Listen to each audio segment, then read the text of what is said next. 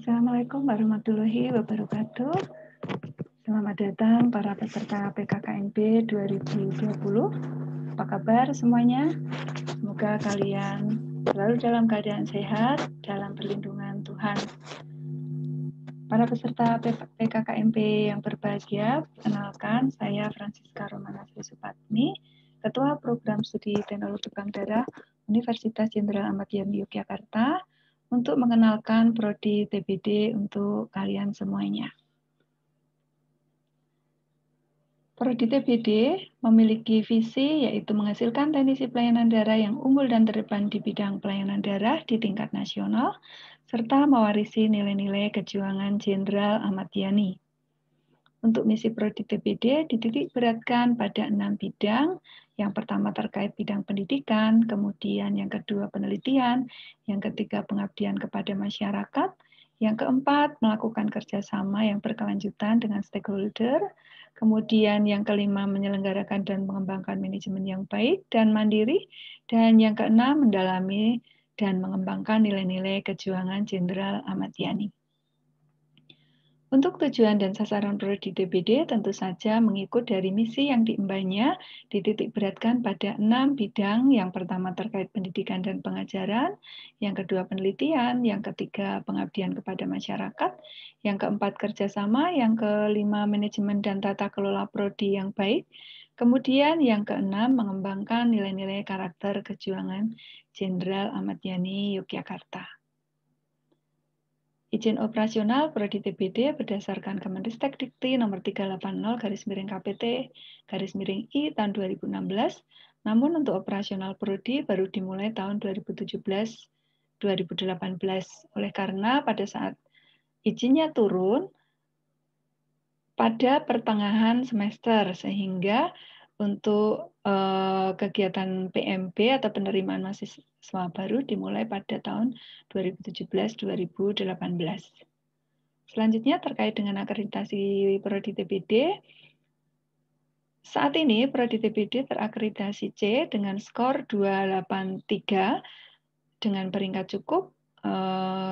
Oleh karena pada saat melakukan akreditasi, Prodi TBD baru saja menjalankan pembelajaran 1 semester, sehingga tentu saja belum memiliki lulusan. Kemudian untuk selanjutnya jangan khawatir karena kami sudah melakukan persiapan untuk reakreditasi kembali tahun 2021 nanti. Kemudian untuk struktur organisasi Prodi TBD, yang pertama saya sendiri sebagai Ketua Prodi, kemudian Sekretaris Prodi Ibu Yuli Astuti, kemudian dibantu oleh admin Prodi, para dosen, dan staf laboratorium. Untuk staf laboratorium, saat ini Kepala Laboratorium adalah Ibu Dwi Eni Danarsih, kemudian untuk laboranya Ibu Rizka Febrianingsih, dan untuk staf administrasi Prodi, Ibu Agustina Pamungkasari. Selanjutnya, untuk dosen tetap yang mengampu mata kuliah di Prodi TBD, yang pertama ada Dr. Dia Artini, beliau seorang ahli patologi klinik, kemudian Ibu Nurpuji Mumpuni, seorang ahli biokimia, kemudian Ibu Suci Ihtiaring Tias, beliau seorang ahli parasitologi, kemudian Ibu Arom Margi Kusumaning Rahayu, beliau seorang kandidat Master Biomed, kemudian Ibu Nur Aini Purnamaningsih, seorang ahli mikrobiologi.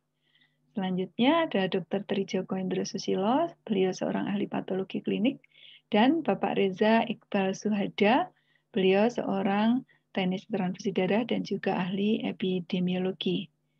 Selanjutnya untuk pembelajaran praktikum, diampu oleh para dosen pembimbing praktikum, yaitu seorang teknisi pelayanan darah yang kompeten dan berpengalaman di bidangnya. Ada Pak Aris Setiawan, Pak Eko Setiawan, Ibu Ika Herawati, dan Bapak Danun. Selanjutnya untuk dosen tetap fakultas dan dosen tamu yang mengajar di Prodi TBD ada Dr. Sujono, kemudian Dr. Trisunarse, dan Dr. Woro Umirate. Dan masih ada lagi para dosen yang tidak dapat saya sebutkan satu persatu. Kemudian terkait dengan kurikulum untuk Prodi TBD saat ini menggunakan kurikulum Prodi TBD tahun 2017 dengan berbasis KKNI. Kemudian untuk perumusan kurikulum, yaitu dengan menggunakan atau mengacu pada standar kompetensi teknisi transfusi darah, kemudian diperbarui dengan standar profesi teknisi pelayanan darah Indonesia, dan yang ketiga dengan berdasar pada kurikulum inti pendidikan diplomatika teknologi bank darah. Untuk profil lulusan ada 3. Yang pertama, ketika seorang alimatia kesehatan di bidang pelayanan teknologi bank darah lulus, maka akan menjadi seorang teknisi pelayanan darah. Kemudian untuk profil yang kedua menjadi promotor di bidang pelayanan darah, yang ketiga menjadi penguji mutu produk darah. Selanjutnya untuk kompetensi utama yang akan dicapai oleh seorang teknisi pelayanan darah adalah yang pertama kemampuan rekrutmen pendonor, seleksi pendonor, pengambilan darah, uji saring, infeksi menular lewat darah dan konfirmasi golongan darah, kemudian pembuatan komponen darah, penyimpanan darah, pendistribusian dan transportasi darah, penelusuran reaksi transfusi, promotor di bidang pelayanan darah, penguji mutu produk darah, dan pencatatan, pelaporan, dan dokumentasi kegiatan pelayanan darah. Untuk selanjutnya, kompetensi pendukung ada 8 kompetensi. Kemudian untuk kompetensi muatan lokal ada 4 kompetensi, yaitu terkait dengan capaian pembelajaran atau kompetensi atau capaian nilai dan perilaku profesional, karakter Jenderal Ahmad Yani. Kemudian yang kedua, memahami manajemen unit kerja pelayanan darah. Kemudian yang ketiga, sistem informasi manajemen pelayanan darah. Dan yang keempat, memiliki jiwa kewirausahaan. Selanjutnya, untuk kurikulum prodi TBD, ada 6 semester, jumlah total SKS ada 110, dan distribusikan pada setiap semester.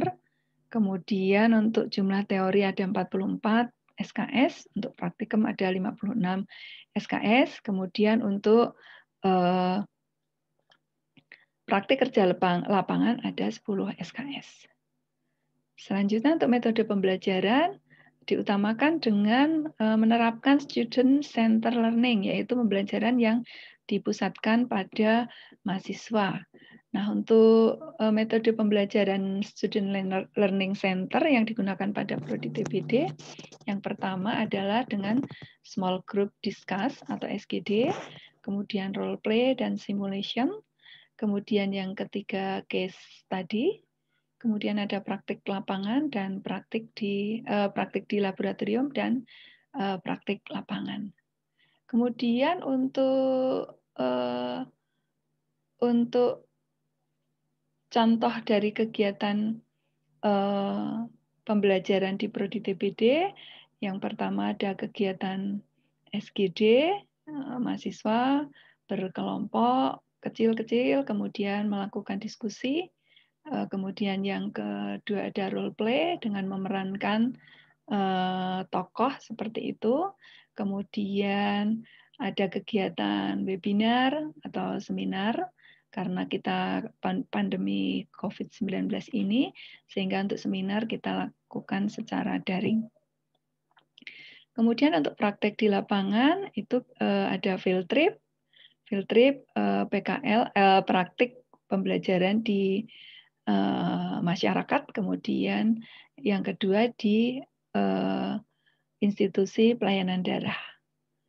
Selanjutnya ini juga kegiatan PKL, ini di lahan. Selanjutnya untuk model pembelajaran yang diterapkan di prodi TBD yaitu dengan blended learning, yaitu kombinasi antara classroom training dan electronic learning atau pembelajaran daring. Kemudian untuk media pembelajaran yang digunakan untuk prodi TBD menggunakan web e-link fkes unjaya.ec.id, kemudian dapat dikombinasi juga dengan Google Classroom dan juga Zoom Meeting. Kemudian untuk kegiatan classroom training, kita akan pembelajaran di kelas, namun karena kondisi COVID-19 ini, maka pembelajaran akan kita mulai untuk yang semester 4, itu untuk PKL akan kita mulai pada bulan November nanti untuk praktikum. Kemudian untuk yang semester 1 akan dimulai nanti pada awal Januari dan tentu saja dengan mengikuti perkembangan situasi terkini. Kemudian untuk sarana dan prasarana laboratorium, untuk sarana dan prasarana laboratorium, Prodi TBD sudah memiliki 8 laboratorium, di mana 6 diantaranya adalah laboratorium yang khusus dipergunakan untuk pembelajaran di bidang teknologi bank darah. Yang pertama ada laboratorium ilmu dasar teknologi bank darah, digunakan untuk praktik mikrobiologi, anatomi fisiologi, biosel dan genetika, imunologi, hematologi, dan biokimia. Kemudian ada laboratorium seleksi donor dan pengambilan darah, laboratorium IMLTD, laboratorium komponen darah, laboratorium uji mutu darah, dan laboratorium serologi golongan darah. Sementara untuk lab pendukung ada lab komputer yang digunakan untuk pembelajaran komputer dan juga sistem informasi manajemen pelayanan darah. Dan yang ke-8 ada pendukung ruang untuk ujian secara CBT. Kemudian selanjutnya berikut adalah laboratorium ilmu dasar teknologi bank darah. Nanti teman-teman silahkan untuk untuk melihat sendiri alat-alatnya yang digunakan di laboratorium ilmu dasar teknologi bank darah. Kemudian ini ada peralatan glassware, ada microhematocrit centrifuge, kemudian ada mikropipet dengan berbagai ukuran dan juga mikroskop. Nah, kemudian ini nanti teman-teman bisa lihat sendiri untuk perlengkapan seleksi donor. Selanjutnya alat dan bahan yang dipergunakan pada seleksi donor ada tensimeter, autoclick, lancet, kemudian ada HB checker. Nah, selanjutnya untuk penggunaan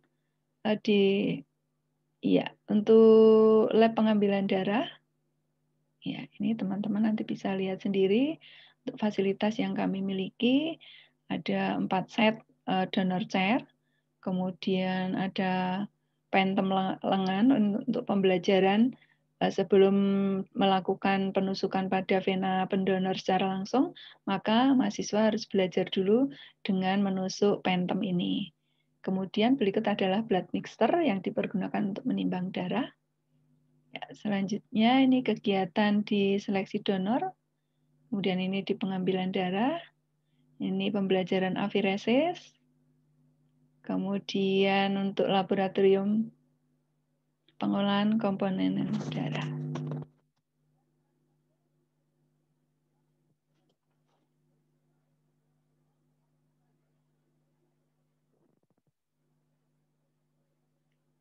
Ya. Berikut adalah alat-alat bahannya yang digunakan. Kemudian selanjutnya adalah lab IMLTD. Nah, diperuntukkan untuk uji saring infeksi menular terhadap yang pertama terhadap sifilis, HCV, HBsAg, HIV, dan juga terhadap malaria.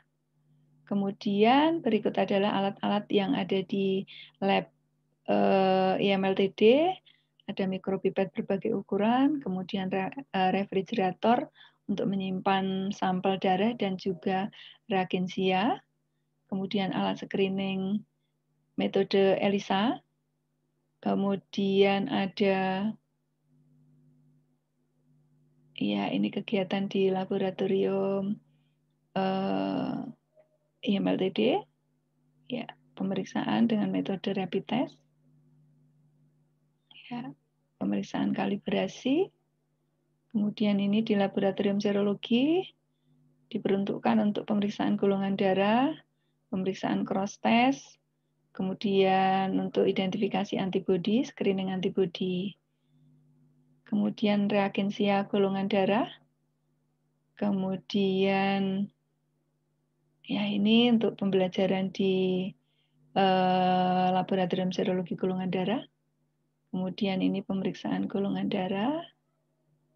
Ya, selanjutnya ini peralatan yang digunakan. Nah, ini ada berbagai macam sentrifuge, baik untuk uji silang serasi secara konvensional maupun dengan metode gel test. Ya, ini untuk inkubator, untuk inkubasi. Kemudian, ya ini melakukan uji silang serasi. Nah, untuk peralatan dan bahan habis pakai, jumlahnya disesuaikan dengan jumlah mahasiswa. Nah, kemudian untuk yang laboratorium uji mutu darah, ini diperuntukkan untuk uji mutu darah dan juga untuk uji kontaminasi bakteri atau kultur darah. Berikut alat-alat yang digunakan untuk uji mutu ada biosafety cabinet, kemudian habiloplasma, hematologi analyzer, kemudian selanjutnya adalah bentuk dan desain laboratorium sudah didesain dengan memperhatikan keselamatan dan kesehatan kerja. Nah, ini untuk peralatan APD-nya sudah mencukupi. Untuk alat cuci tangannya juga sudah tersedia, mencukupi. Kemudian ruangan selalu tersedia dengan bersih dan rapi. Dan berikut ini adalah sistem informasi manajemen bank darah yang digunakan untuk pembelajaran sistem informasi manajemen pelayanan darah. Nah, kalau untuk SIMBAD ini kita mengadopsi dari sistem informasi yang ada di pelayanan darah, jadi sistem informasi donor darah. Tetapi karena untuk di pelayanan tidak dapat digunakan untuk pembelajaran mahasiswa, sehingga kita mendevelop sendiri untuk sistem informasi bank darah ini. Namun untuk aplikasinya kita sesuaikan dengan aplikasi yang ada di sistem informasi manajemen donor darah. Kemudian ini adalah lab komputer digunakan untuk pembelajaran komputer dan juga untuk sistem informasi manajemen pelayanan darah. Selanjutnya, berikut adalah buku-buku atau modul pembelajaran untuk mendukung praktikum di teknologi bank darah. Kemudian berikut adalah pembimbingan akademik. Pembimbingan akademik tidak semata-mata dilaksanakan di dalam kelas seperti itu, tetapi dapat kita laksanakan sambil makan bersama di luar kampus. Sehingga kegiatannya menyenangkan dan keakraban antara dosen dengan mahasiswa dapat terjalin dengan baik. Berikut adalah kegiatan-kegiatan yang telah dilakukan oleh Prodi TBD. Yang pertama menerima kunjungan dari Stikes Wirausada Yogyakarta. Kemudian ini kegiatan nasional yang salah satu saja ini dari kegiatan nasional yang diikuti oleh Prodi TBD. Kemudian ini kegiatan mahasiswa juga salah satu kegiatan. Ada kegiatan seminar, kemudian ada outbound, kemudian kegiatan pengabdian kepada masyarakat, dan terima kasih. Demikian tadi profil Prodi TBD, semoga bermanfaat. Assalamualaikum warahmatullahi wabarakatuh.